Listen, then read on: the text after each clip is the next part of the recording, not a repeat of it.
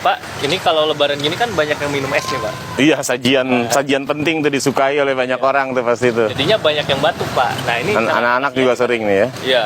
Nah, jadi batuk dan pilek itu, nah kita melakukan terapinya di area paru sama di area lambung. Paru Gitu. sama lambung. Paru sama lambung. Nah, ini caranya gini, coba lihat. Gini. Ya, ini kan area paru. Ini kan ada tulang sini kan? Sini kan ada tulang. Di sini ada space kan? Areanya situ, begitu juga sini ada tulang, ini ada space. Ini area paru dan area lambung. Jadi kita terapinya dari sini. Nih, tulang, pencet di sini, benturin ke tulangnya, gitu. Tuh. Nah, biasanya ada slem nih di sini nih. Gitu, tempel, tekan senyamannya ya. Ini bisa diterapkan sama bayi.